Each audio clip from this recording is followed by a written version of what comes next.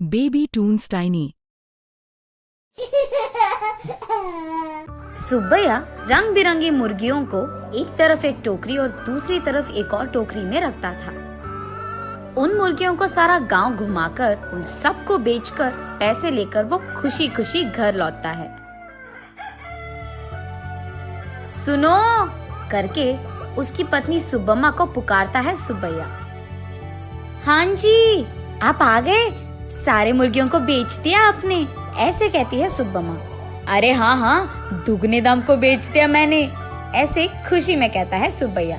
हाँ हाँ, उस मुर्गी को अंडे देने के लिए 2 महीने इंतजार करना पड़ेगा अब।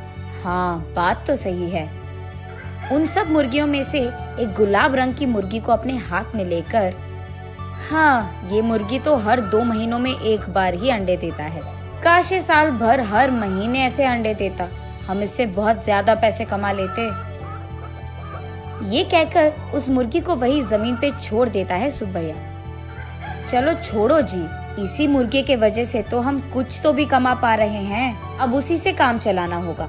अब चलो, खाने का वक्त हो गया, खाने आ जाइए आप। उस रात के 12 बजने के बाद सुब्बैया धीरे से नींद में जागकर अपनी आंखें खोलता है। उसके बगल में मौजूद सुब्बम्मा गहरी नींद में थी। इसी को मौका मानकर सुब्बैया धीरे से एक चाकू को लेकर बाहर जाता है। बाहर टोकरी के नीचे मौजूद उस गुलाब रंग की मुर्गी को वो बाहर निकालता है और उस मुर्गी से सुब्बैया ऐसे बात करता है। हर महीना अगर तू अंडा देगी तो तेरा कुछ जाएगा क्या? या फिर तुझे इस बात की घमंड है कि तू एक ही है जो रंग बिरंगे अंडे देती है? आज मैं तेरा घमंड उतार दूंगा। तो क्या कि तुम हर महीना अंडे नहीं देती हो, सारे अंडे तो तुम्हारे ही पेट में है ना। उन सारे अंडों को एक ही साथ बाहर निकालकर मैं उन सबको एक ही बार में बहुत ज्यादा पैसे के लिए बेच दूंगा, देख लेना। ऐसे कहकर जोर से हंसकर उसके चाकू से उस गुलाब रंग की मुर्गी को मार देता है सुब्बैया। लेकिन उसके पेट में देखने पर उसे एक भी अंडा नजर नहीं आता है। हाय भगवान, ऐसे सोचते ही रहता है कि इतने देर में सुब्बम्मा नींद से जाग उठती है। वहाँ आकर उसके पति के किए को देख, अरे भगवान, ये तूने क्या कर दिया? मैंने सोचा कि सबकी तरह तुम मूर्ख नहीं हो, पर तू तो वही निकला। अरे रे, इतनी अच्छी पैसे देने वाली मुर्गी को तूने जान से मार दिया। अरे रे, सोने की बतख की कहानी कभी सुनी नहीं है क्या तुमने? हाय भगवान, ये मेरे पति ने क्या कर दिया? तुझे लालची बनने की क्या जरूरत थी? ऐसे वो रोती रहती है कि इतने में ए सुनो, क्या कर रही है तू? सुब्बम्मा, सुब्बम्मा उठो, क्या हो गया तुझे? सोते हुए इतनी जोर से चिल्ला रही है, पागल हो गई है क्या? नींद से जागकर सुब्बम्मा परेशान होकर अपने पति की ओर देखती है। उसे कुछ नहीं समझ आता है। वो तुरंत बाहर जाकर टोकरी के नीचे बैठे उस मुर्गी को भी देखती है। वो मुर्गी तो हमेशा की तरह सही सलामत थी। ये देख सुब्बम्मा अंदर आकर, ओह, ये सब सपना था, मैंने तो सच सोच लिया था इससे, ऐसे कहती है सुब्बैया से। क्या सपना, क्या सच की बात कर रही है? आधी रात को मुझे उठा दिया तूने अच्छी नींद से। चल जाओ, सो जाओ अभी, कहता है सुब्बैया।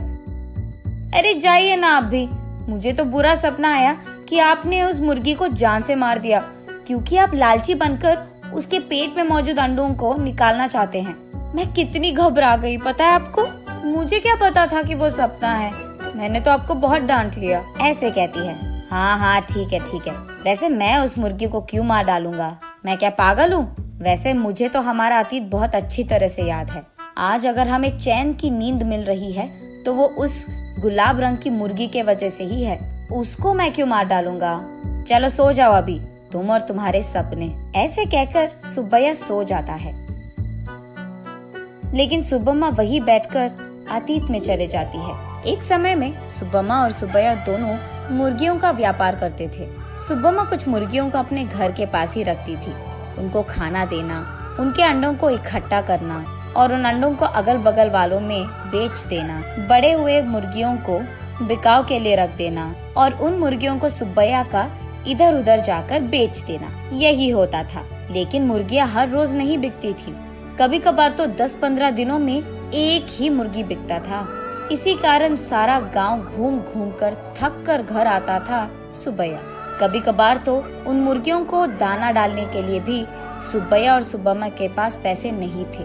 तब एक दिन सारा दिन घूमकर थके हारे सुब्बैया उसके घर लौटता है। घर आकर वो बरामदे में बैठता है और उसके बगल में सुब्बम्मा खड़ी रहती है। क्या आज भी एक भी मुर्गी नहीं बिकी? वो ऐसे पूछ ही रही थी कि वहाँ एक साधु आता है। माता, खाने के लिए कुछ दे दो, ऐसे पूछता है। थका हुआ सुब्बैया, ए साधु, हमारे पास ही खाने के लिए कुछ नहीं है, अब तुम्हें क्या दे? अगर चाहिए तुम्हें तो हमारे पास बहुत सारे मुर्गियां हैं, एक लेकर जाओ, ऐसे कहता है। तब साधु छोटा सा हंसी एक देकर, मुर्गी का मैं क्या करूँगा बेटा, मैं मांस नहीं खाता हूँ, मेरे पास ही एक मुर्गी है, इसको तुम ही पालो, ये लो।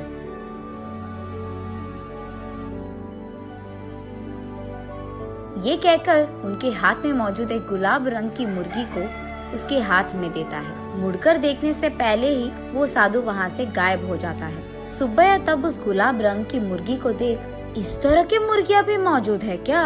अगर इसी रंग के मुर्गियाँ हमारे पास होंगे तो हम उन्हें दुगने दाम में बेच पाएंगे, ऐसे कहता है सुब्बम्मा को देखते हुए। हाँ चलो ठीक है, अब हमें इस प्रकार के मुर्गी कहाँ मिलेगा? वो साधु मांसाहारी नहीं था इसीलिए दिया उसने, वरना इस रंग की मुर्गी हमारे पास कहाँ से आता? ये कहकर उस मुर्गी को वही एक टोकरी में डालकर वहाँ से चले जाते हैं। अगले दिन देखने पर वो मुर्गी अंडे देता है। ये देख वो दोनों उन सारे अंडों को एक जगह इकट्ठा करके रखते हैं। कुछ दिन बाद उन अंडों से बाहर आए मुर्गियों को देख सुब्बम्मा आश्चर्यचकित हो जाती है। अरे सुनो, इधर आइए आप, सुनते हो? अरे कहाँ हो आप? इधर आइए जल्दी। ऐसे वो अपने पति को पुकारती रहती है। अरे क्या हो गया? ऐसे चिल्ला रही है जैसे कोई मर गया, क्या हो गया? उसके ऐसे कहने पर सुब्बम्मा उसे रंग बिरंगी अंडों को दिखाकर ऐसे कहती है, अरे देखिए ना, उस साधु ने जो मुर्गी हमको दिया है उसके अंडों से रंग बिरंगी मुर्गियाँ आई है। ये कहकर सुब्बम्मा उन मुर्गियों को सुब्बैया को दिखाती है। चलो अच्छा ही हुआ, भगवान की कृपा हो या साधु की, हमारे लिए तो ये भला ही है। चलो हमारी मुश्किलें तो खत्म हो गई। आज ही मैं इन सारे मुर्गियों को बाजार में दुगने दाम पर बेचकर उन पैसों के साथ घर लौटूंगा। सुब्बैया जो रंग बिरंगे मुर्गियों को लाता है वहाँ के गांव वाले कभी नहीं देखे थे। इसी कारण गांव वाले सारे बहुत उत्साह से हमें चाहिए तो हमें चाहिए ऐसे एक दूसरे में बहस करते हुए सुब्बैया के पास जाते हैं।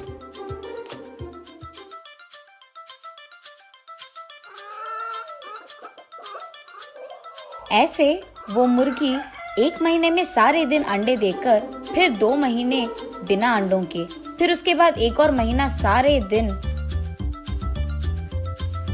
अंडे देते हुए रहती थी। अब उन्हीं महीनों में सुब्बैया भी अंडों को जमा करके उन्हें बाजार में बेचता था। ऐसे ही कुछ ही दिनों में पति पत्नी दोनों कमाए हुए पैसों के कारण चैन की नींद सोने लगते हैं। सुब्बम्मा वापस होश में आकर, ओह अब याद आया, सुबह मैं सोच रही थी कि ये मुर्गी साल भर अंडे क्यों नहीं देती है, शायद उसी कारण ऐसा बुरा सपना आया मुझे। ये सोचकर वापस गहरी नींद में सो जाती है सुब्बम्मा। Baby Toons tiny.